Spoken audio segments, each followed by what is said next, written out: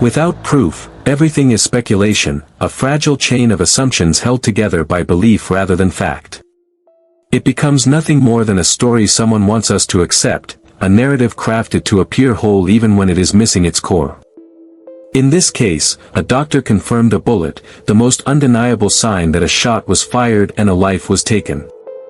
A rifle was displayed before the public, presented as the supposed weapon that delivered that fatal shot.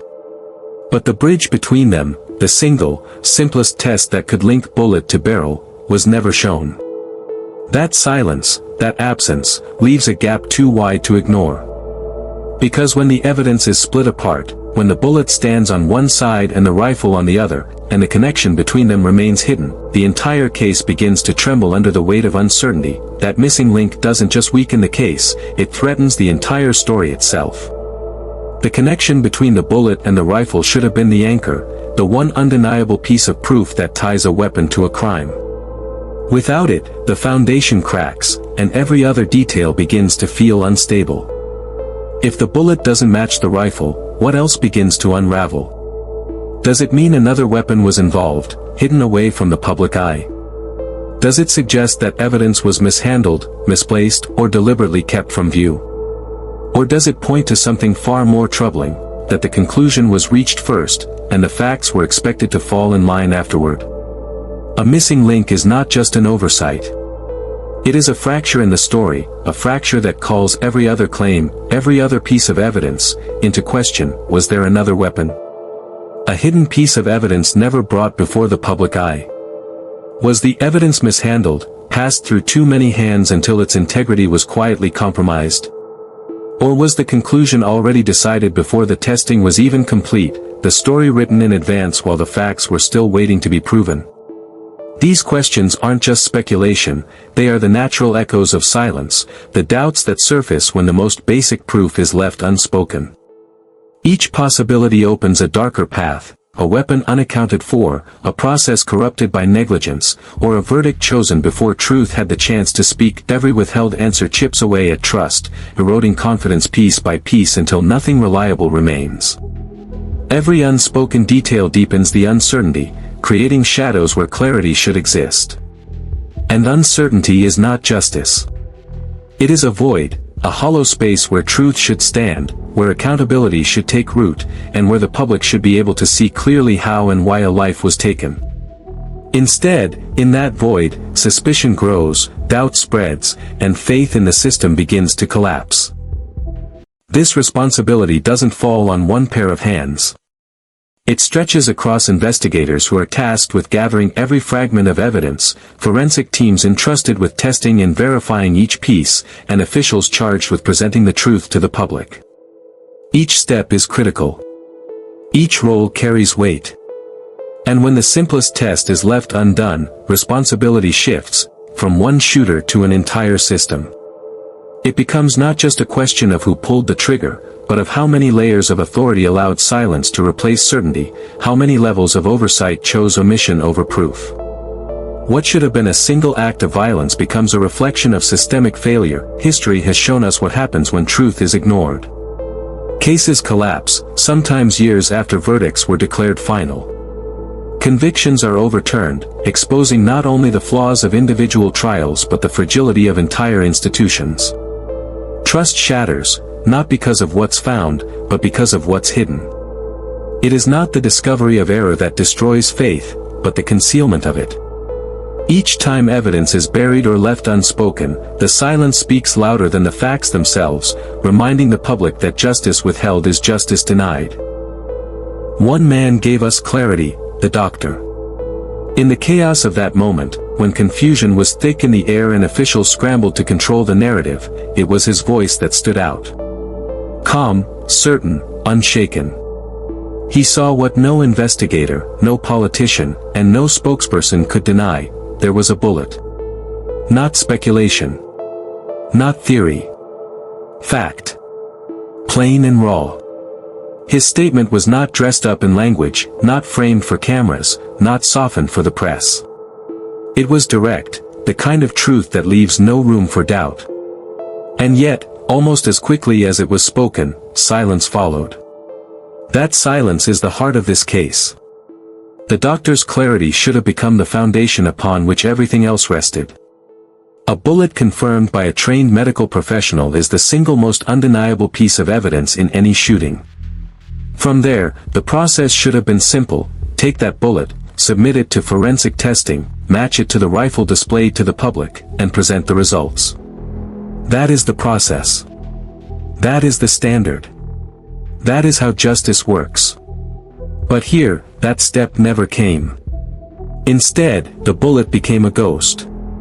Mentioned once, acknowledged briefly, and then swallowed by silence. And so, the public was left to wonder, was the test never done? Was it done but failed? Or was it done and the results did not fit the story officials were determined to tell? Each of these possibilities carries its own weight: negligence, incompetence, or deliberate concealment. None of them inspire trust. Think about the sequence. A doctor confirms the bullet. Officials then display a rifle. The public is shown these two pieces of evidence, the wound and the weapon, but never the bridge between them. That bridge, the ballistic test, is not complicated. It is the most basic step in any investigation.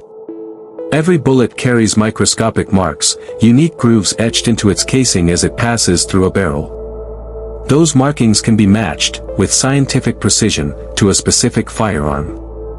It is not an opinion. It is science. And yet, in this case, science was silent. Why?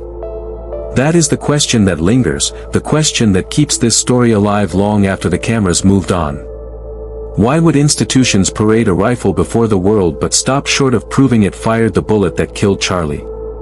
If the test was positive, if the match was solid, wouldn't they have shouted it from the rooftops? Wouldn't that have been the headline, the closure, the reassurance the public needed? And yet, nothing. Silence. And silence, in a case like this, is not neutrality. It is complicity. Consider what that silence does to the story. If the bullet is never tied to the rifle, then the rifle itself becomes a stage prop, something presented to create the illusion of certainty without the substance of proof. The public is left with images instead of evidence, performance instead of truth.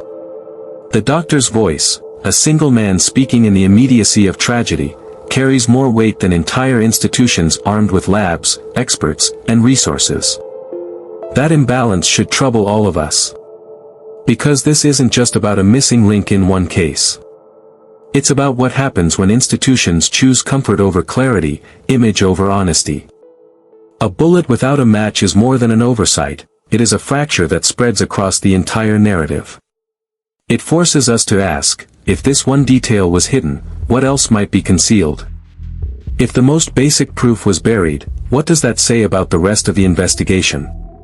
The silence after the doctor's clarity is not just absence, it is presence. It is the weight of a decision made by those who hold power. To say nothing is to choose what the public does not get to know.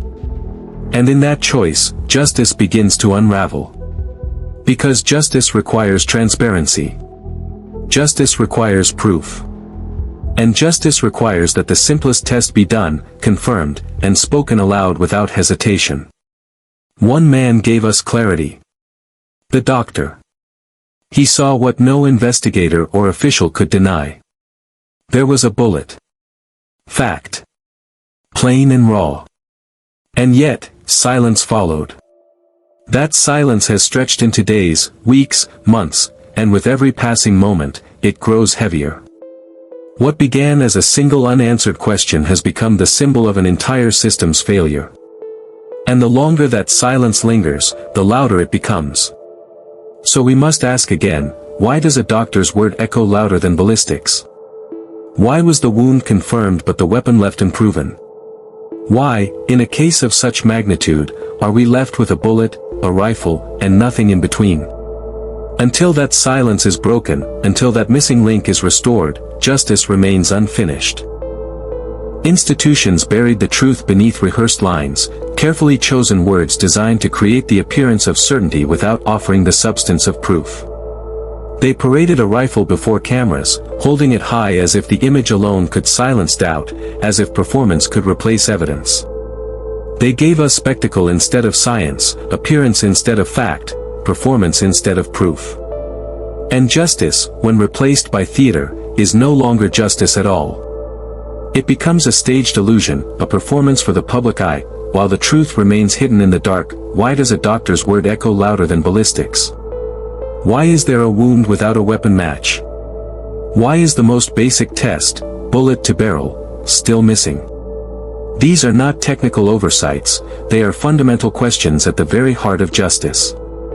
A doctor can confirm injury, even death, but only ballistics can confirm guilt. Without that match, the case is not complete, it is fractured, suspended in uncertainty. Every day the test remains undone, the silence grows heavier, raising the possibility that the truth was never lost, only set aside. And in that gap, suspicion takes root, forcing the public to ask what the officials will not: was it neglect, incompetence, or intention? If the bullet doesn't fit the rifle, what else doesn't fit the story? That single question forces everything to bend under its weight. Because in a shooting, the bullet is not just evidence, it is the anchor. It connects the unseen moment of violence to the weapon we are told carried it out. If that link is broken, then the chain of truth doesn't hold. And once one link snaps, you can no longer trust the rest of the chain. If the bullet doesn't match, then maybe the rifle we saw was never the true weapon. Maybe it was selected, displayed, paraded before cameras not as proof but as a prop. If the bullet doesn't match, then what we were given was not closure but a script, carefully written to keep the public calm. Because a trial without that proof is not a trial at all, it is theater dressed as justice. Think about the implications. A case like this is supposed to be airtight. Forensics doesn't guess, it proves. Ballistics don't speculate, they confirm. Yet here we are, with silence where certainty should live. And that silence forces us to ask, if the bullet and rifle don't align, what else doesn't align? Do the timelines hold up? Do the witness statements still carry weight? Do the conclusions already offered by officials collapse under closer inspection? History teaches us that once one piece of evidence fails, the rest of the case becomes vulnerable. Every claim, every fact, every so-called certainty begins to unravel thread by thread. What was declared as truth becomes a performance stitched together by omissions. And when omissions replace facts, trust in institutions begins to die. So, if the bullet doesn't fit the rifle, maybe the story itself doesn't fit reality. Maybe the version we've been told isn't the version that happened. And in that gap, in that fracture, lives the most dangerous thing of all, doubt. Doubt that spreads from a single unanswered question until it consumes the entire narrative. And once that happens, the truth is no longer hidden in shadow, it is buried beneath silence. Truth doesn't vanish. It is buried. And the question we must ask is simple: who buried it this time? Because truth, no matter how uncomfortable, doesn't simply dissolve into thin air. It doesn't fade like smoke in the wind. It remains. It waits. Sometimes it is hidden in reports locked away from the public eye, sometimes in files marked incomplete, sometimes in the silence of officials who know more than they admit. But buried truth always has fingerprints. Someone chose to hide it. Someone decided that silence was safer than honesty. And that's where the responsibility lies. Who had the evidence in their hands? Who ran the tests, or failed to run them? Who signed off on the press releases, carefully worded to give the illusion of certainty while avoiding the one confirmation that mattered most? Was it the investigators?